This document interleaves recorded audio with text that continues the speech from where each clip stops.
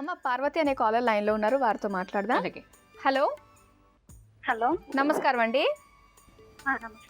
పార్వతి పేరు మీద రిజిస్టర్ చేసుకున్నారు. ఒకసారి బర్త్ డీటెయిల్స్ కన్ఫర్మ్ చేసుకుందామండి. ఓకే.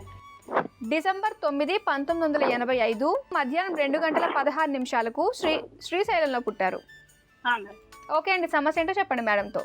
నమస్తే మేడం. నమస్తే చెప్పండి. అదే మ్యారేజ్ లైఫ్ గురించి ఎలా ఉంటుందో తెలుసుకుందాం. మ్యారేజ్ లైఫ్ గురించి అంటే మ్యారేజ్ అయిపోయిందా కాలేదా? అయిందండి. ఎలా ఉన్నారు ఇప్పుడు? 2014 ఫిబ్రవరిలో అయింది. ఎలా ఉన్నారు ఇప్పుడు ఇద్దరు? లేదండి, దూరంగా ఉంటున్నాము. ఏ గొడవలు వచ్చాయి, మిస్అండర్స్టాండింగ్స్ అలాగా. వచ్చినంత మాత్రాన వచ్చేస్తారా బయటికి మీరు? నేను రాలేదండి. వారే పంపించారా? అంటే ఆయన వెళ్ళిపోవడం జరిగింది, అలాగా దూరం అవడం జరిగింది. ఆయన వెళ్ళిపోయారా మీ దగ్గర నుంచి? అవునండి. మీరు అతనికి దూరంగా ఉండాలి అనుకుంటున్నారా, కలిసి ఉండాలనుకుంటున్నారా? నేను కలిసి ఉందాం అనుకుంటున్నాను, కానీ ఆయన మాత్రం సస్యమిరా అంటున్నాను. ససేమీరా అంటున్నారా? మరి మీకు విడిపోయి యుగమే కనిపించటం లేదే? అదే ఎలా ఉంది అని నా జాతకం అంటే ఊర్లో తెలుసుకుని చూపిస్తే మాత్రం ఈమె జాతకం అసలు బాగాలేదు, అది ఇది అన్నారు. ఏం లేదమ్మా, లేదు. మీకు లగ్నం నుంచి సప్తమాధిపతి భాగ్యస్థానంలో ఉన్నాడు, ఇబ్బంది ఏం లేదు. శుక్రుడితో కలిసి ఉన్నాడు. తర్వాత చంద్రుడి నుంచి కూడా సప్తమాధిపతి చంద్రుడితో కలిసే ఉన్నాడు. కొంచెం పాపగ్రహాలతో ఉన్నారు కాబట్టి కొంత ఇబ్బందికరంగా ఉంటుంది. ఇప్పుడు శని మహర్దశ మొత్తం కూడా కొంచెం ఇబ్బందిగానే ఉంటుంది మీకు. మళ్ళీ మీరు వెళ్ళడానికి ప్రయత్నం చేయండి. అయితే ఎంత ఇబ్బంది ఉన్నా మీరిద్దరు విడిపోయేటువంటి యోగం అయితే కనిపించటం లేదు. అయితే మీ జాతకాన్ని కాకుండా నేను పడను, అతను ఎందుకు నాకు అని మీరు, ఆ అమ్మాయి ఎందుకు నాకు అని అతను, మూడో వ్యక్తి ప్రమేయం వలన మీరు విడిపోతే ఈ జన్మలో చేసుకున్నటువంటి దోషాలు అయితే ఈ జాతకంలో ఉన్న దోషాలు అవి కావు. అందుకని నేను ఒక మంత్రం చెప్తాను, చెయ్యండి. మీరు కొంత సానుకూల పడేలాగా ప్రయత్నాలు చేయండి. అప్పుడు మీ ఇద్దరు కలిసి ఉండేటువంటి అవకాశం ఏర్పడుతుందమ్మా. త్రయంబకం యజామహే సుగంధిం పతివేదనం ఉర్వారుకమివ బంధనాదితో ముక్షీయ మాముతః.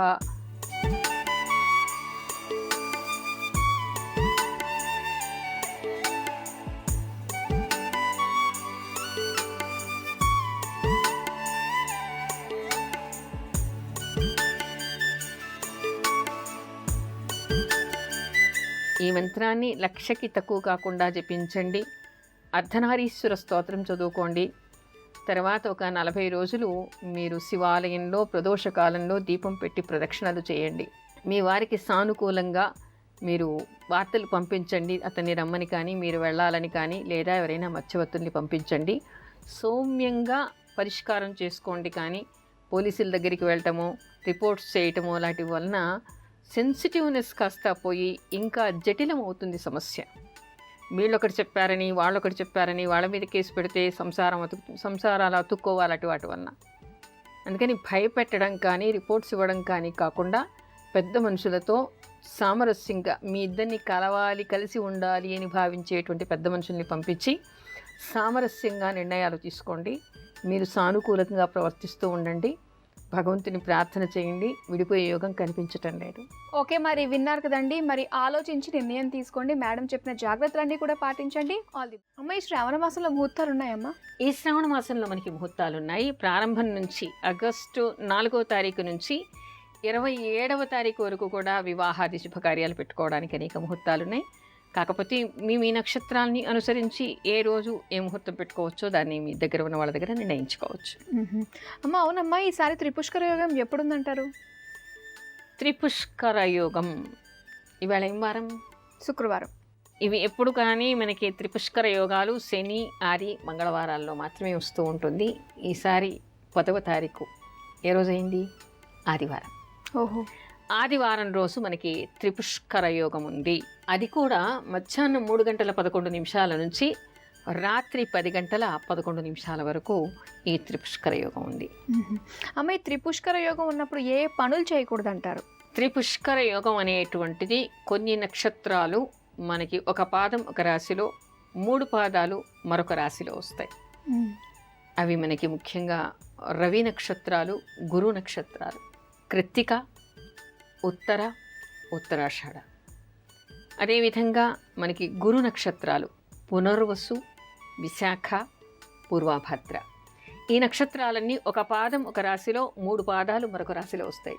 ఈ 2 గ్రహాలకి సంబంధించినటువంటి నక్షత్రాలు శని ఆదివారాలు లేదా మంగళవారంలో వచ్చి విధియ కానీ సప్తమి కానీ ద్వాదశి కానీ ఇలాంటి తిథులు వచ్చినప్పుడు అది ఏర్పడుతూ ఉంటుంది.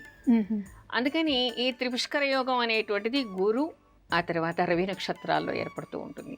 ఇది ఈసారి మనకి ఆదివారం వచ్చింది. అయితే ఏ పనులు చేయకూడదు అన్నారు కదా. ఏ పనులు చేయకూడదంటే అప్పులు చేయకండి. అప్పులు చేశారనుకోండి మళ్ళీ 3 సార్లు చేయాల్సి ఉంటుంది. 3 సార్లు చేయాల్సినటువంటి అవసరం ఏర్పడుతుంది. ఎవరితో కొట్లాటకి వెళ్ళకండి. పోలీస్ స్టేషన్లకి కోర్టులకి వ్యవహారాలకి వెళ్ళకండి. మళ్ళీ అదే పనుల మీద వెళ్ళాల్సి వస్తుంది. అందుకని ఏదైనా మీకు లిటిగేషన్ ఉంది దీనివల్ల నష్టం వస్తుంది అనేటువంటి అనుమానం ఉన్నటువంటి పనులు ఏవి చేయకండి. అప్పులు ముఖ్యంగా చేయకండి. అప్పులు ఇవ్వకండి. ఇలాంటి నక్షత్రాల్లో ఇలాంటి పనులు చేయకూడదు. అంటే మళ్ళీ మనం చేయకూడదు అనుకునేటువంటి పనులు ఏవి కూడా చేయకూడదు. ఆపరేషన్లు చేయించుకోకూడదు. హాస్పిటల్లో జాయిన్ అవ్వకూడదు. ఎమర్జెన్సీ అనుకోండి, దానికి ఎవరేం చేయలేరు. కానీ వీలైనంత వరకు ఇలాంటి నియమాలు పాటిస్తే మంచిది. ఏ పనులు చేయాలంటారు? ఏవి మళ్ళీ కావాలి అని మనం అనుకుంటాం ఆ పనులన్నీ కూడా చేసుకోవచ్చు మనం. అంటే ఏమిటి, బ్యాంక్ అకౌంట్లు ఓపెన్ చేయటం, బ్యాంకులో డబ్బు వేయటం, ఏదైనా కొత్త వస్తువులు కొనుక్కోవడం. అంతేకాకుండా అప్పులు తీర్చడం. ఇవ్వడం పనికిరాదు, తీసుకోవడం పనికిరాదు, తీర్చడం పనికొస్తుంది. తేడా ఉంది, గమనించండి. అప్పులు తీర్చడం అంటే ఇదివరకు చేసేటటువంటి వాటిని తీరుస్తూ ఉన్నా అనుకోండి, మళ్ళీ 3 సార్లు తీర్చాల్సిన అవసరం వస్తుంది. అప్పుడు ఏంటంటే రావాల్సిన డబ్బులన్నీ వస్తే కదా అప్పు తీర్చుతాం, మొత్తం కూడా అప్పు తీరిపోయేటువంటి అవకాశం ఏర్పడుతుంది. కానీ అప్పులు చేయటం కానీ అప్పులు ఇవ్వడం కానీ చేయకూడదు. ఇదివరకే ఉంటే దాన్ని మాత్రం తీర్చవచ్చు. అమ్మ వెంకట సాయి అనే కాలర్ లైన్లో ఉన్నారు, వారితో మాట్లాడదాం. అలాగే. హలో హలో, నమస్కారం అండి. నమస్తే అండి. వెంకట సాయి పేరు మీద రిజిస్టర్ చేసుకున్నారు. ఒకసారి బర్త్ డీటెయిల్స్ కన్ఫర్మ్ చేసుకుందాం అండి. అలాగే. మార్చ్ 7, 2001 రాత్రి 10:50 వైజాగ్లో పుట్టారు. అవును మేడం. ఓకే అండి, సమస్య ఏంటో చెప్పండి మేడంతో. చెప్పండి అమ్మా. నమస్తే అండి. నమస్తే, చెప్పండి. అదే బాబు సరిగా చాలా పెంకుతనం చేసేస్తున్నాడండి. తర్వాత ఏమో చెప్పిన మాట వింటలేదు. ఈ మధ్య మొన్న ఈ 10th క్లాస్ పాస్ అయ్యాడు మేడం. వాళ్ళ డాడీ కొద్దిగా డ్రింక్ చేస్తుంటాడు. మరి దాని వల్ల డిస్టర్బ్ అవుతున్నాడు తెలియట్లేదు, ఎందుకో తెలియట్లేదు. చాలా పెంకుతనం, మరి అసలు ఎందువల్ల తెలీదు. అదే అంటే పెంకితనం అనేటువంటిది ఇతనికి సహజంగానే ఉంటుంది. మీరు ఇప్పుడు గమనించారా? చిన్నప్పటి నుంచి ఉండాలి.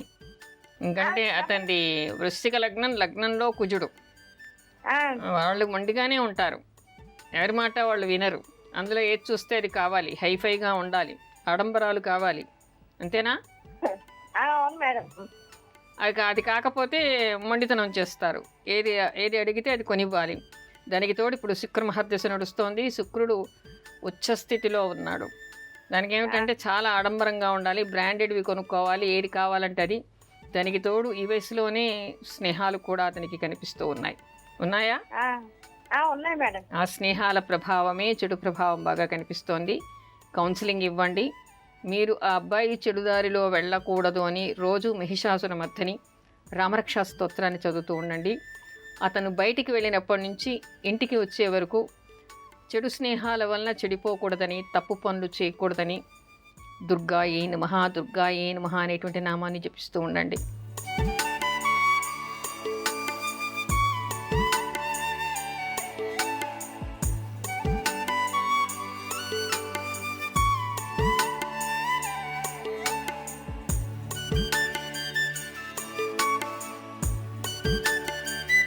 ఓకే, మరి విన్నారు కదండి. మరి మేడం చెప్పిన మంత్రాలన్నీ కూడా మీరు చదువుకోండి. తొందరలోనే మీ అబ్బాయి మీరు చెప్పిన మాట వింటాడు. ఆల్ ది బెస్ట్ అండి.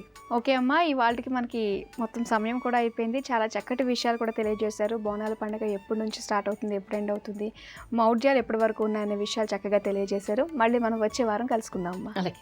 ఇది ఇవాల్టి శుభమస్తు కార్యక్రమం. వచ్చే వారం శుభమస్తు కార్యక్రమంలో మరిన్ని ఆసక్తికరమైన విషయాలతో మళ్ళీ మీ ముందుంటాం.